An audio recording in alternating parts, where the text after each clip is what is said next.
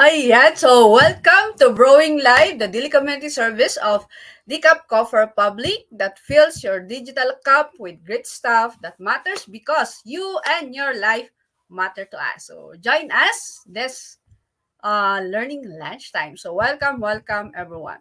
So Decaf Coffee Republic is the home of professional certified CACC life coaches and the coaching hub of Life Coach Philippines. So we are located inside Pioneer Center Compound along Pioneer Road Corner, Brixton in United Streets, Capitol U, Pasig City. So our operations hours are from 10 a.m. to 10 p.m. September, yan. September is the flip month where each live cast for this month will be focusing on flipping, which encourages and motivates you to think differently, where we explore thought-provoking strategies for flipping mindsets and unlocking new opportunities for you. Yan, unlocking new opportunities for you. So today is episode 808 and our live streaming is dubbed as the Flip Month, Failure as Feedback. So the question is, how do you see failure, or how can you define failure, or paano nyo nakikita ba ang failure? Yan. So this live streaming is in partnership with Life Coach Philippines, and our intention as game changers is to build mental fitness in your space and help nurture holistic mental health for you and the people who matter most to you. So shout out to our S1 coaching community and to my fellow Kenrid coaches serving in this corner of the digital space and advancing life coaching ethically and authentically with passion. So giving is a lifestyle that never goes out of style. So as you recognize the value that we provide as an organization, we truly appreciate receiving your stars and our lab gift through fund transfer. Just check the caption of this video for bank info and or GCash account. Yan, since we are into digital economy. So we exist to help clients experience healing and breakthrough by providing a safe space for inspiration to begin with a cup of coffee and transformation to happen through the platform of life coaching. So we are more than a traditional cafe that serves your favorite and classic comfort food like sausage platter, waffles, cakes, milkshakes, and coffee-based drinks. So we help individuals to make a therapeutic lifestyle change with our line of plant-based meals, natural fruit juices, keto products, sugar replacement, and insulin, organic wine, and tea. Okay, yan. So Decaf Coffee Republic is also the exclusive distributor of David's Fit Insulin Wine in Tea, area of Mandaluyong and Paranaque. So our Save One campaign against diabetes is ongoing. So we invite you to join us as resellers and brand ambassadors to help raise awareness of sugar regulator products to help fight the debilitating symptoms and effects of diabetes.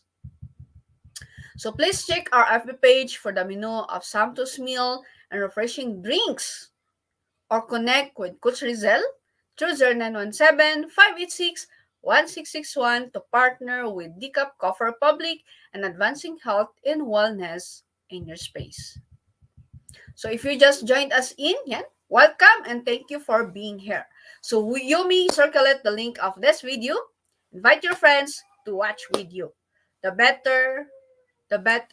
more, the merrier. So mas maganda po na madami po tayong nakikinig para sa ganun may kausap tayo. Okay? So you may also tag them in the comment below and give them some shout out, thumbs up, encouragement, motivation, and best, just acknowledge and express gratitude. Okay. So as for me, let me give my shout out to fellow mental model collectors inside Be Learning Society by Master Coach A. So if you are one person who desires to experience transformation in areas of health, wealth, and relationships, then I invite you to join us inside Be Learning Society as one of the mental model collectors with full access pass to the monthly mental model masterclass of Master Coach A that is exclusive for Be Learning Society members only. So B-Learning Society is the 10th maker of B-Learning homes for mental fitness, and on top of the food and beverage discount we enjoy from Decaf Coffee Republic, mental model collectors also benefit from the 90 minutes free coaching session with senior coaches from Life Coach Philippines. So for more information and registration assistance, connect with Coach Rezzhel 20917-586-1661. So we are now diving into today's conversation on failure as feedback. So please do tag your friends, forward this video link, and invite others to join our conversation on radical healing. So if you are watching this on a replay, comment #replay and do send us message if you wish to connect with any points that resonate with you. So you may find the YouTube link where you can watch the replay of all the episodes of Brewing Live in the caption of this video. So please do follow and subscribe to the channel so that you will be notified when new learning videos becomes available. Okay? So, hello everyone. Yan. So, welcome and let's have a learning session on failure as feedback. Now, so ang tanong ngayon is, paano nyo nakikita ang failure? So, every one of us have this different description or different definition on failure. So, paano nyo ba siya nakikita? Ano yung perspective nyo on failures? Paano ka nag-respond on failures? Yan. So, most of us are not prepared to deal with failures. Tama ba ako or tama? Tama ba tayo or tama? Okay? So, it is perfectly understandable that most of us are not prepared to deal with failure. Yeah. So, thank you, Master Coach Jasmine, for joining us.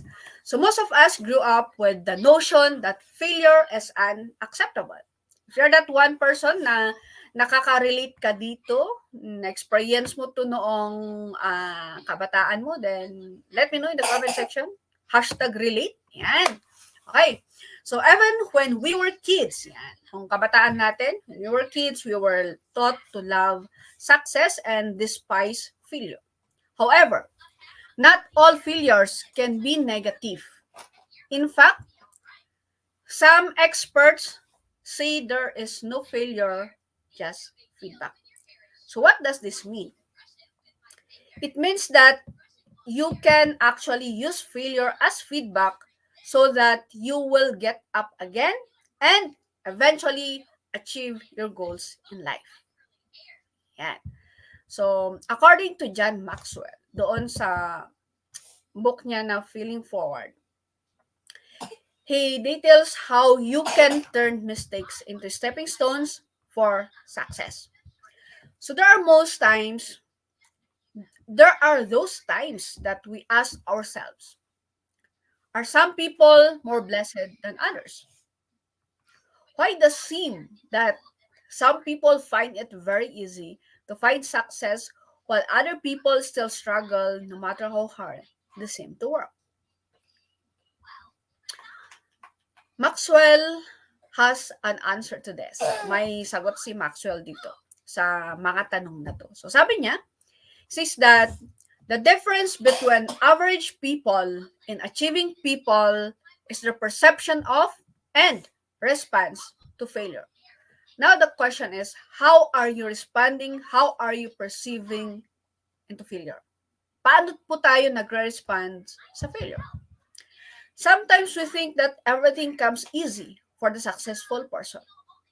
However, what we don't know are the struggles that person has to face before becoming a success. And that is true. Wherein, ang nakikita lang po natin is yung pagiging successful ng isang tao. But the question is, nakikita nyo ba kung ano yung nangyari behind the scene? Kung ano yung nangyari along the journey bago siya naging successful? So, every successful person has their own share of failures. And sometimes, only the person will ever know the hardships they have to go through. because the only thing we see is the successful person that they become. So yan, ang nakita lang natin is yan, pagiging successful nila, hindi natin nakita yung mga pinagdaanan nila. So sila lang po yung nakakakita. Okay? Yan, so take for an example. So may example po tayo dito. Si J.K. Rowling, the author of the Harry Potter book series. Okay? So a lot of people know how successful and rich she is right now, but only a few knew that before she became a success, she had to go through failures and rejection. On the website youron.com, she was quoted as saying, by every usual standard, I was the biggest failure I know. So in that website, it described her struggles. So not only did she fail to make progress in her first book, but after filling in, and then out of love, she ended up with a failed marriage and a baby daughter she now had to raise alone. She came back to nothing. She had no job, no finished product, and 2 months to feed. She had hit rock bottom. O, diba? So, marami pong pinagdaanan. Marami po siyang pinagdaanan bago siya naging successful. So, I do believe that you, as a successful person, may mga pinagdaanan din kayo. May mga journey din kayo na dinaanan on failures. Hindi naman basta-basta isang click ka dyan, success ka na. Becoming a successful person has a lot of experiences along the journey, challenges, failures, mistakes. Napagdadaanan po natin yan. So, failure is not the opposite of success. Actually, failure is a part of success. Thank you, Coach Marife and Master Coach Jasmine, for joining and for tagging fellow coaches and fellow friends to join us this conversation. Now, to success, key is seeing failure as feedback. So, kailangan po nating tingnan na ang failure is we will see failure as feedback or failure as success in progress. Yan. So, if you can relate on failure, then may I know in the comment section, #relate, So, there's an old saying says that success breeds success. And to a certain extent, that's true. Successful people tend to make success a habit, regardless what they do. So, the reality, however, is successful people have a whole different take on failure than most. The successful people, the successful in any endeavor, learn from their failures and mistakes and keep moving forward. Yeah. They learn from their failures and mistakes and keep moving forward. The successful see failure as feedback. So one of the strongest indicator of how failure impacts a person long-term is how they respond right after it takes place. So paano sila nag-respond rightfully doon sa failure na yan. So in fact, research shows the key response to know if a person or an organization failure will lead to further tragedy or turn to success is simply this. Own the failure. Yan. Owning failure is something na it is really a part of success. Okay? So we can only receive what failure has to teach us if we're willing to fully embrace the failure itself. When you're willing to accept the fact that failure occurred, you also get the positive lessons failure teaches. So, if you're that one person na sometimes medyo you have this fear of failure, na baka magkamali ka or baka mag-fail ka sa project mo, you're not alone. Kasi galing ako dyan. So, a lot of projects na inattempt ko to do it. But then, those are a learning journey for me. It is something that it teaches me na hindi ko na uulitin gawin yung mga hindi nag-work before sa mga projects na hindi it turned out doon sa expectation ko na mangyari. Okay? So, failure feedback. So, failure teaches that success rarely comes from a big break. Success comes from hard work. Someone once said, the harder I work, the luckier I get. So failure teaches us to try different avenues for reaching our goal. Yan. It really teaches us different avenues for us to reach our goal. So there is usually more than one way to achieve our objectives. We just have to be willing to keep trying after something doesn't work. Yes, if the way we did or yung bagay na ginawa natin na it didn't work, it is something that we learn from it and try another way. Yan. So failure also teaches us that not everyone has our best interest in mind. Keep your friends close and your enemies even closer, right? So, di ba? Failure teaches us that not everyone has our best interest in mind. So, if we experience failure in life, malalaman natin kung sino yung tao na they accepted us even we fail. Yeah, we experience failure. So, it really something na pangsala ba ng relationship or pangsala ng friendships. Yan. It is it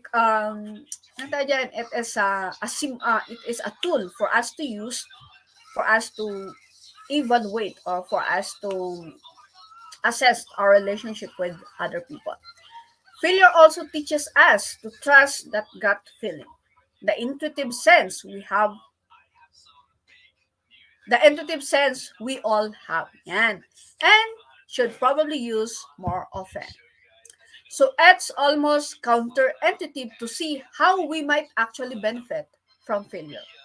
But there are actually some very positive benefits from not achieving an intended objective. Yan. Sabi niya dito, there are actually some very positive benefits from not achieving an intended objective.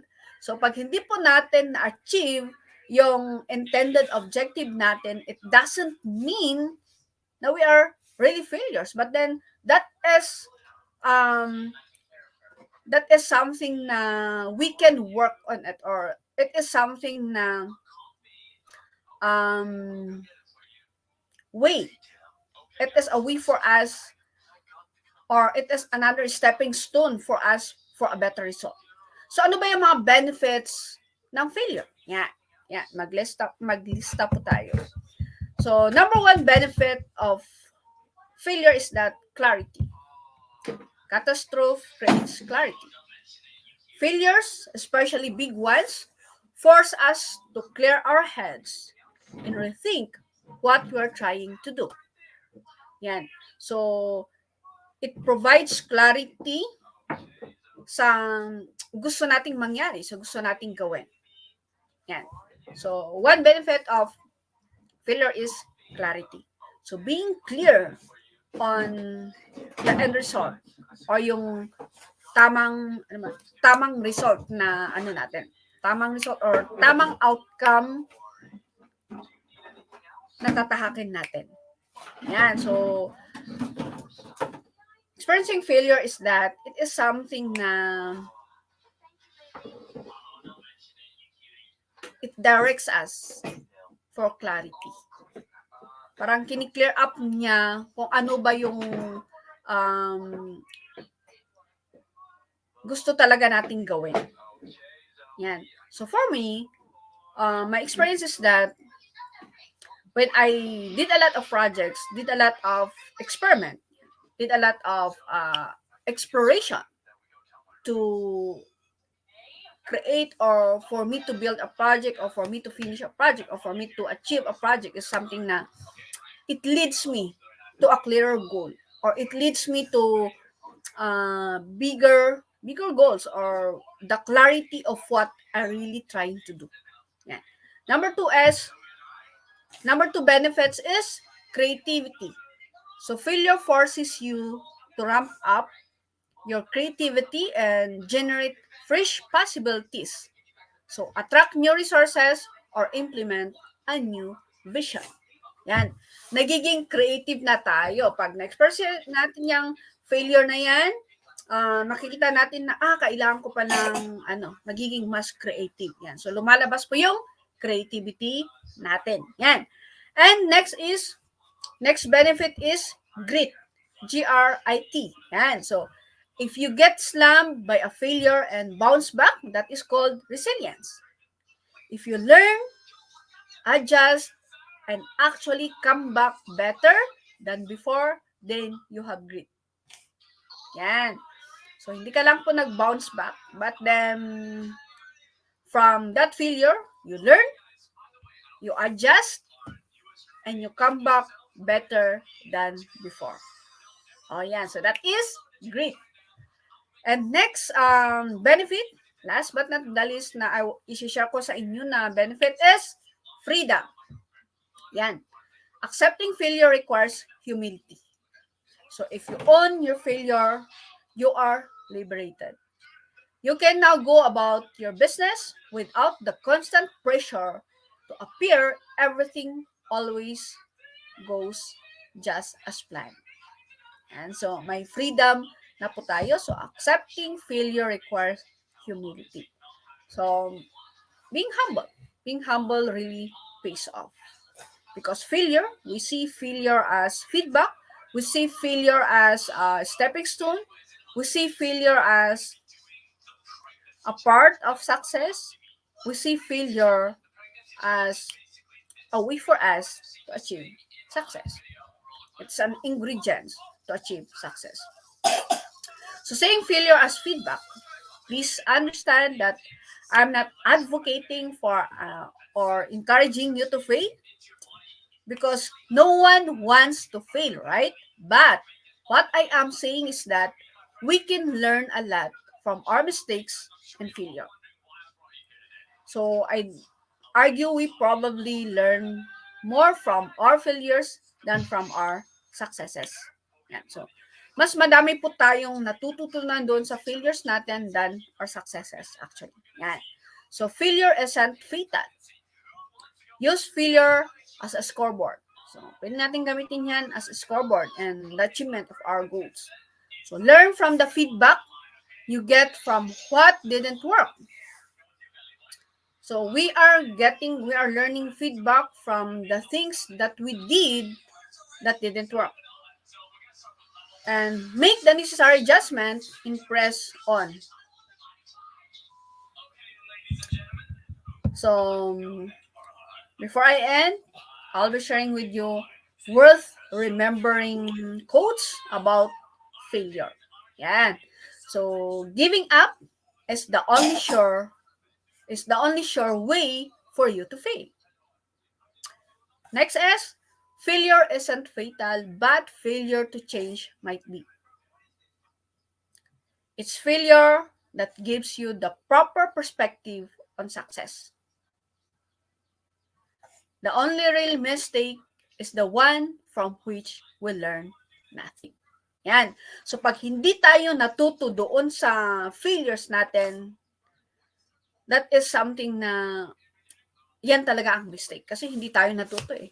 Pinagdaanan na nga natin, we should have to learn from it and adjust and become better after that failure. Okay? And we are all failures. At least, the best of us are.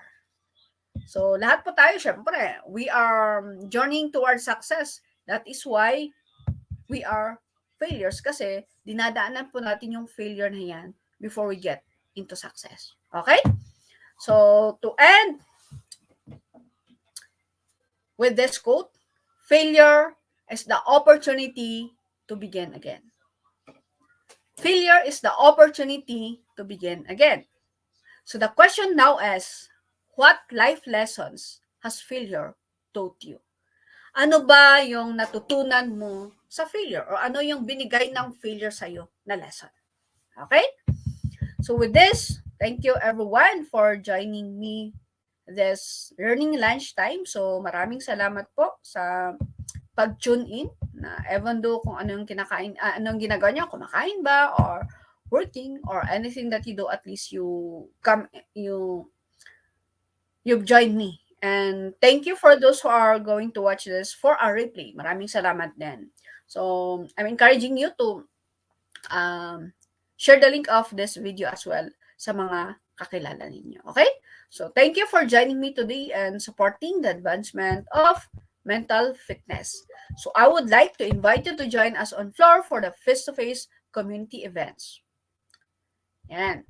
Nurturing Monday, Expression Sunday, Sundays for Life with Coach Trisha. Nurturing Monday, Walk Along with Coach T. Growth Tuesday, it's all about habits with Master Coach Hasmin. Yan. Purpose Wednesday, A Way in a Day with Coach Rezzhel. Strengthening Thursday, Coaching for the Soul with Master Coach A. And here comes Friday, it's a rest day of the space. And we'll be back on Saturday. It's Fab Saturday, open mic with Coach Orville. We're in. If you're that one person, gusto nyo express yung message nyo through singing, through oral, then join Fab Saturday, open mic with Coach Orville. Yeah. So if you are interested to become a professional service provider, either as a life coach or mental health coach like us, connect with Coach Rezzhel through 0917-586-1661 for you to know more about the co-actively co-create life coach certification program by Master Coach A. And so we are now accepting application for mental health certification and internship program with limited slots. So make sure that you make the reservation with Coach Rezzhel. Yan. Kasi pag napuno ng slots, sayang naman. Okay? Time is gold. So veganism is a lifestyle that we choose. Or veganism is a lifestyle and we choose to stay cruel-free and sustainable in our products choices. Not only in food, but in what touches our skin. Okay. And so, join us back again tomorrow. Same time and same digital space for episode 809 by Coach Yun, entitled Vegan Values Formation 101. Okay? So this is Life Coach Nurse, mentally fit to serve, in behalf of Life Coach Philippines. This is us in the Philippines. Lababoom, lababoom, lababoom. We'll see you again tomorrow. Have a blessed day to all of you and have a safe weekend. Maraming salamat. As a business owner, are you overwhelmed by the need to post beautiful, engaging content every single day? Are you left wondering what to write? Tired of scrolling through stock photos that all start to look the same? Confused by complicated graphic design programs? Rise Up Creatives is here to help. Each month, we give you everything you need to create 31 days of social media content in just 5 minutes a day. Customizable captions, curated lifestyle photos, a drag-and-drop graphic design tool, and the ability to post directly to your social media accounts. No one else empowers you with these 4 resources all in one place. Each month, we help you plan your social media calendar by providing you with 31 image themes and customizable captions so you can quickly and easily create engaging content and grow your following. Simply select the image that works best for your feed or story. Then, copy the caption and customize it to fit your audience. 5 minutes a day. It's that quick. Plus, you'll absolutely love our drag-and-drop graphic design tool. Start from scratch or choose one of our beautiful templates to fit your unique brand. When you're ready to export your design, you can download, email, or post directly to your social media accounts. Here's the truth. Our world needs what you have to offer. Don't let technology or procrastination hold you back. Rise Up Creatives is more than an online resource. We're a community helping you overcome your biggest barriers to reach your greatest goals. We're here to help you rise up and be creative.